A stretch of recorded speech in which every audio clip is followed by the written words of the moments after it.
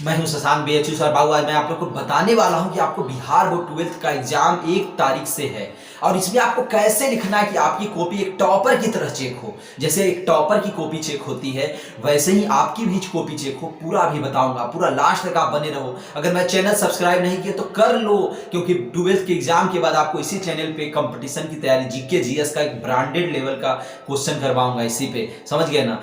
तो आप जल्दी से सब्सक्राइब चैनल कर लो, मेरा बहुत काम आएगा। अब देखिए मैं बताऊंगा बाबू कि कैसे लिखना है आपको अपने एग्जाम में, कैसे लिखना है, ताकि आप देखते होगे अपने गांव समाज अपने मित्रों में देखते होगे कि कोई लड़का ऐसा भी होता है, बहुत सारे लड़के ऐसे होते हैं जो 15-20 दिन लास्ट टाइम एग्जाम में पढ़ते हैं पर उनका नंबर कितना आता है, हमसे ज्यादा परसेंटेज आ जाता है, आपसे ज्यादा परसेंटेज वो ले आते हैं। आप 10th में इसका फील किए होगे इस तरह की बातों को, है ना। होता क्या है ना, वो लड़का लिखने का तरीका जानता है, वो लड़का कॉपी में कैसे प्रेजेंट करना है आंसर को, वो लड़का इस बात को जानता है। इसलिए वो पढ़ता कम है पर लिखता अच्छे से है। इसलिए आप कितना भी ज्ञानी हो, कितना भी टैलेंटेड हो, most over talented, no tension बाबू, समझ गए ना। पर अगर आपको क्वेश्चन कैसे लिखना है, किस तरीके से लिखना, अगर इस चीज को मालूम आपको नहीं है, ये रूल, इस रूल को फॉलो अगर नहीं करते हो तो आपको क्या होगा, परसेंटेज लो हो जाएगा, आपका नंबर बहुत कम आएगा। और जो लड़का कम पढ़ा है पर उसको लिखने का तरीका अगर मालूम है कि कैसे लिखना है एग्जाम में, तो वो लड़का आपसे अच्छा कर जाएगा। समझ रहे हो ना मेरी बातों को। तो इस बात को अच्छे से ध्यान में रखना और लास्ट तक आप देख लो हमारे वीडियो को। आज ये वीडियो रामबाण घोषित होने वाला है तुम लोगों के लिए। हाँ, आपको कुछ बातों को ध्यान रखना। आप अगर इस बातों को ध्यान रख ली, आत्मसात कर लिए एग्जाम के टाइम में, समझ गए ना, तो आप एक अच्छे, आपकी कॉपी एक टॉपर की तरह चेक होगी। आपको फील हो जाएगा कि हाँ, लिखे कम थे पर हमारा नंबर बहुत अच्छा आया, है ना। आपको इस तरीके से अगर लिख लिए तो बहुत अच्छा कॉपी आपका चेक होगा और आपका अच्छा परसेंटेज हो जाएगा। तो फर्स्ट बात क्या होगी, आप अच्छे से समझना। पहले तो हम आपका दो सेक्शन आता है, एक ऑब्जेक्टिव, एक होता है सब्जेक्टिव आपके एग्जाम में, है ना। तो दो सेक्शन में आपको सबसे पहले क्या करना है बाबू, ऑब्जेक्टिव जो है, ऑब्जेक्टिव में आपका 100 ऑब्जेक्टिव होगा और उसमें कितना करना है, 50 करना है ना। और जो 70 नंबर का जो है, मान लीजिए 70 नंबर का फिजिक्स है तो उसमें 35 ऑब्जेक्टिव करना होता है, 70 ऑब्जेक्टिव होगा उसमें 35 करना है। समझ रहे हैं मेरी बातों को, 70 ऑब्जेक्टिव होगा, 35 करना है। तो हाँ, अब मैं बात बताना चाह रहा हूं आपको कि ऑब्जेक्टिव में जो ऑब्जेक्टिव आपको अच्छा से आ रहा है उसको जल्दी जल्दी कलर करना अच्छे से, कलर अच्छे से करना। वो जो गोला का जो घेर, जो सर्किल होता है, सर्किल को अच्छे से कलर करना, है ना।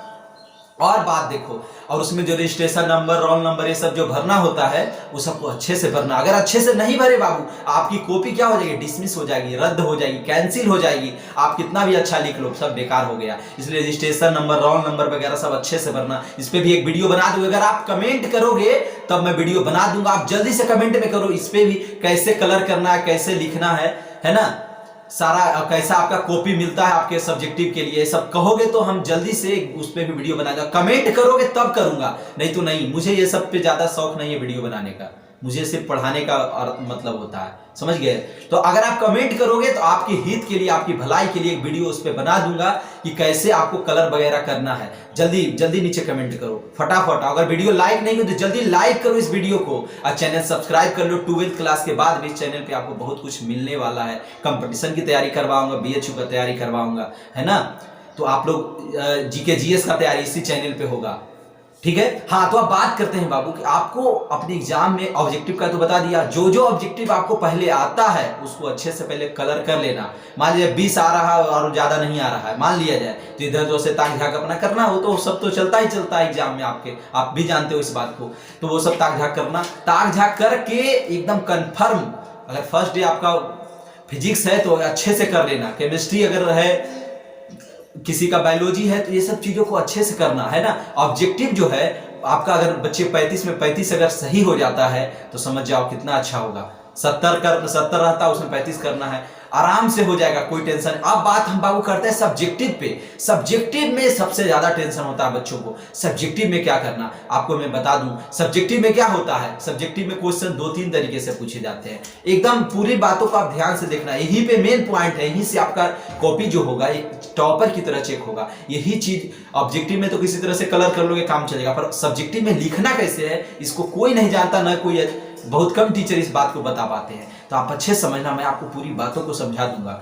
बात क्या, फर्स्ट नंबर पे ध्यान देना बाबू। आपका जो राइटिंग है, राइटिंग बेहतरीन होना चाहिए। आपका जो राइटिंग है क्या होना चाहिए, बेहतरीन होना चाहिए। आप फील करो, अब जो मैं बात कहने जा रहा हूँ आप इसको फील करो अपने आप पे। मान लीजिए आप एक टीचर हो, ठीक है, आप एक टीचर हो और आपको 10th की बच्चों की कॉपी चेक करने के लिए मिल जाती, सोचो अपने आप फील करना थोड़ा सा, तो आपको समझ में आ जाएगा कि एक राइटिंग का कितना वैल्यू और कितना इंपॉर्टेंस होता है, कितनी महत्ता होती है एग्जाम में एक अच्छा नंबर पाने के लिए। समझ रहे हो इस बात को।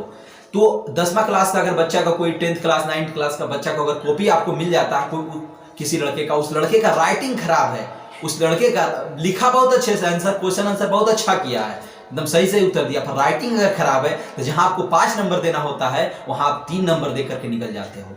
समझ रहे हो। आप एक टीचर बन करके देख लो, थोड़ा सा फील करो एक टीचर की हैसियत के रूप में। 5 नंबर का क्वेश्चन है, राइटिंग सब कुछ सही लिखा, पर राइटिंग खराब होने की वजह से उसको 3 नंबर मिलता है। और यही कोई लड़का लिखा है, सब कुछ अच्छा लिखा है, उसको अगर राइटिंग सही है तो 5 में 5 दे देता है टीचर। समझ रहे हो इस बात को, है।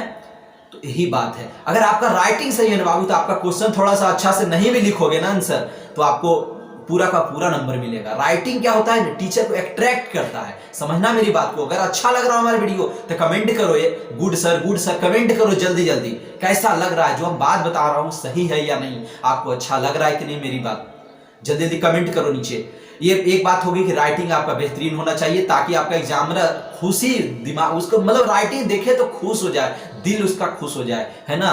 समझ रहे हो ना। अगर वो अपनी पत्नी से वाइफ से लड़ाई करके भी आया है, मान लीजिए भूखे पेट भी आया, तो राइटिंग देख करके खुश हो जाए आपका और नंबर अच्छा दे। समझ रहे हो ना मेरी बात को, यही होता भी है, राइटिंग सही होगा नंबर आपका अच्छा मिलेगा। अब दूसरी बात, अब मान लीजिए किसी लड़के कोई लड़का कह रहा है सर मेरा राइटिंग तो एकदम खराब है, बहुत अच्छा नहीं लिख पाता, तो उसके लिए मैं एक दवा बता रहा हूँ, एकदम उपाय बता रहा हूँ, रामबाण इलाज, समझे ना। उसको मैं एक टिप्स बता रहा हूँ कि वो भी राइटिंग सही कर सकता है मात्र 1 दिन में। अभी सुन लो, पूरा वीडियो देख लेना लास्ट तक बाबू, यही वीडियो आपके लिए रामबाण घोषित होने वाला है। पूरा एग्जाम में एकदम दहाड़ दोगे, एकदम शेर की तरह लिख करके आओगे, ब्रिलियंट की तरह लिख करके आओगे। अगर वीडियो लास्ट तक देख लिए तब किसी पॉइंट को मैं नहीं छोड़ूंगा, समझे ना। लास्ट तक बस आप देख लो, वीडियो लंबा हुआ क्योंकि यही वीडियो आपको 70 से 75-80% तक दिला सकता है। आपके पास कितना भी नॉलेज अगर इस बात को नहीं समझे सब बेकार है। तो अब समझो, हाँ, जिसका राइटिंग खराब है उसके लिए क्या तरीका है। जिसका राइटिंग खराब है बाबू, उसके लिए मैं बता रहा हूं, उसको करना क्या है कि जब वो लिखना, जब तुम लिखना तो थोड़ा स्पेस दे दे करके लिखना। कैसे लिखना, स्पेस दे दे, ताकि साफ साफ झलक में आए।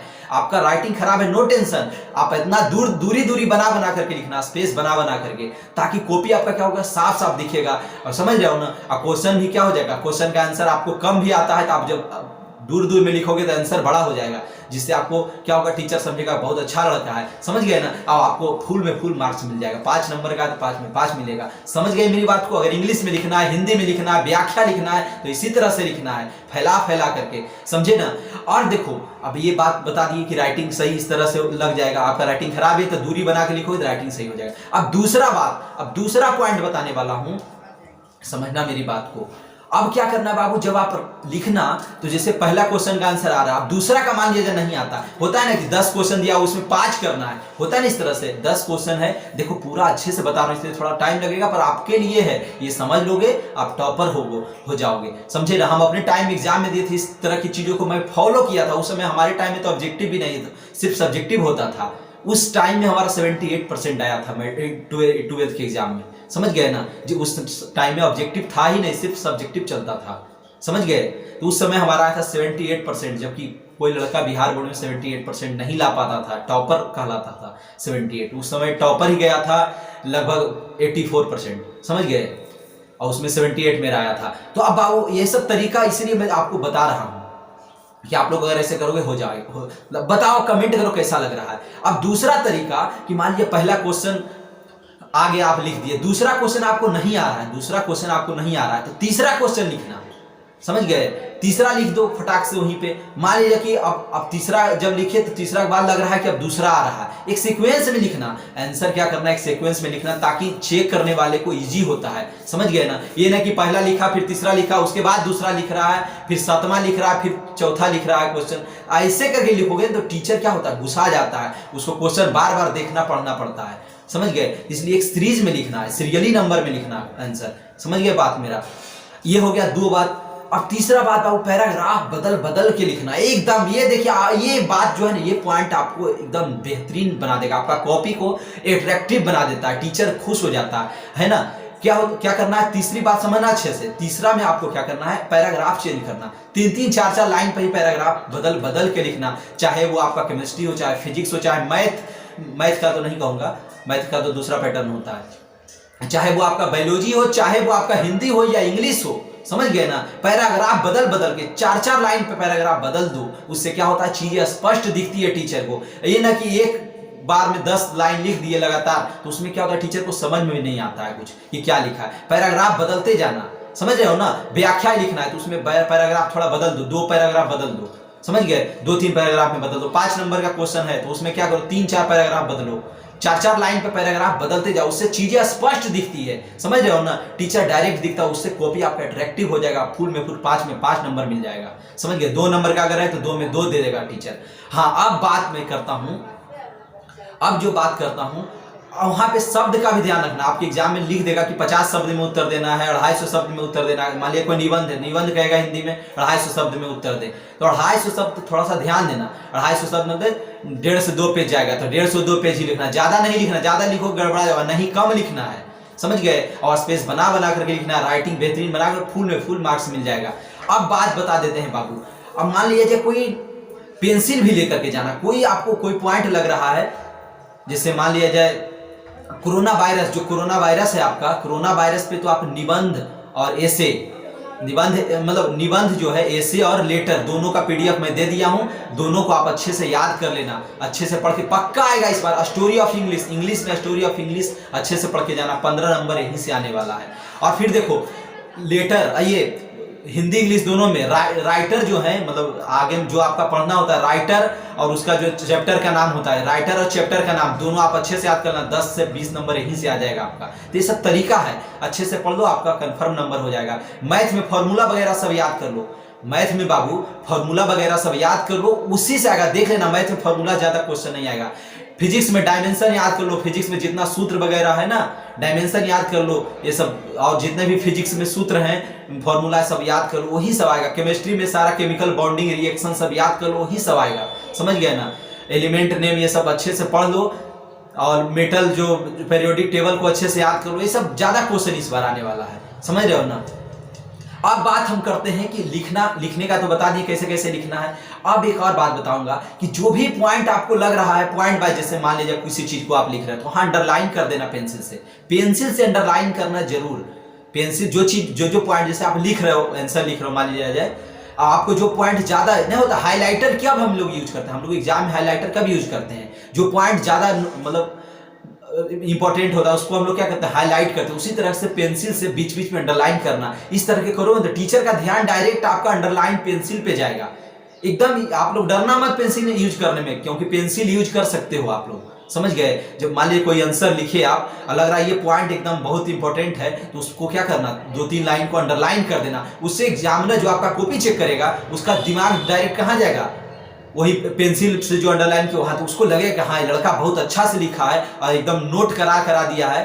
टीचर को ज्यादा मेहनत नहीं करना पड़ेगा, डायरेक्ट मेन पॉइंट को देख लेगा, आपका नंबर अच्छा देगा। टीचर को आपके प्रति, टीचर को एक पॉजिटिव व्यू बनता है कि हाँ लड़का अच्छा है, एकदम इंटेलिजेंट लड़का है, ब्रिलियंट लड़का है, इसलिए आपका नंबर क्या होगा बाबू, फुल में फुल मिल जाएगा, ठीक है। ये मैं अंडरलाइन किया था, मैं अपने एग्जाम में 12th क्लास के एग्जाम में अंडरलाइन में करता था, इसलिए देखा हमारा परसेंटेज बहुत अच्छा आ गया था, समझ गए ना। इन सब चीजों को आप ध्यान रखो, आप अच्छा परसेंटेज लाओगे। और 2-3 बातें और मैं बता रहा हूँ, आपको मास्क पहन करके जाना है स्कूल में, सैनिटाइजर हो ना हो कोई टेंशन है, मास्क लेकर के जाना, और घड़ी मत पहन के जाना। लास्ट तक वीडियो देख लो, अभी 2-3 बात और बताऊंगा। घड़ी पहन करके मत जाना एग्जाम में, घड़ी खुलवा लिया जाता है, समझ गए ना। और मास्क लेकर, पैड जो आप ले जाते हो, पैड वगैरह भी ले जाने की कोई जरूरत नहीं। आपकी कॉपी ही इतनी मोटी होती है ना कि पैड वगैरह की, पैड भी रखवा लेता है बाहर में। प्लास्टिक वगैरह कहीं कुछ भी मत ले जाना अंदर, बस एक पेंसिल है, बाकी तो तुम समझ ही रहो कि चिट्टा पुर्जा ले जाओगे, वो तो मानोगे नहीं, मुझे मालूम है। तो ये सब पे ध्यान मत देना।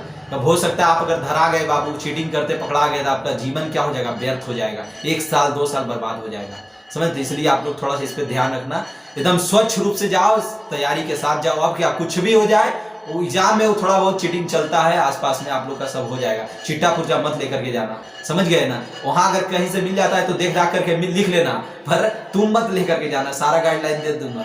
तुम मत लेकर के जाना, वहां अगर चिट्टा पुर्जा मिल जाता है तो लिख ला करके फेंक दो खिड़की से बाहर, पर तुम मत लेकर के जाना। जहां तुम बैठना आसपास देख लेना कहीं कागज पुर्जा पुर्जा नहीं तो तुम फंस जाओगे, समझ रहे हो ना बात।